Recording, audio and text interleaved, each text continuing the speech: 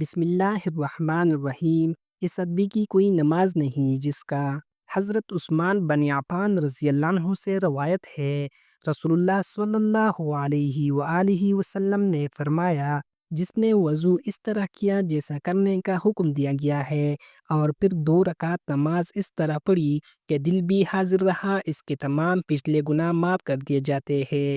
صحیح مسلم حدیث نمبر 226۔ حضرت ابوذر رضی اللہ عنہ سے روایت ہے، رسول اللہ صلی اللہ علیہ وآلہ وسلم نے فرمایا، نماز ایمان کی علامت ہے اور جس نے نماز کو چھوڑا گویا اس نے دین کو چھوڑ دیا۔ مسند احمد حدیث نمبر 21549۔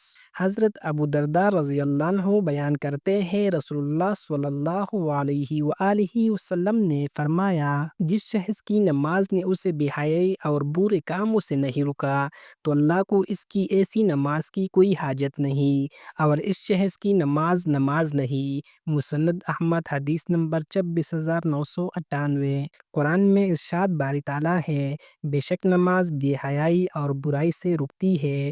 سورۃ العنکبوت آیات نمبر 45۔ نماز صرف جسم کا جھکاؤ نہیں بلکہ دل کا جھک جانا بھی ہے۔ اگر نماز کے بعد بھی جھوٹ، گالی، بے حیائی اور ظلم باقی ہیں تو ایسی نماز صرف جسم کی مشق ہے، روح کی نہیں۔ نبی صلی اللہ علیہ وآلہ وسلم کا فرمان سن لیجئے، ایسی نماز نماز ہی نہیں۔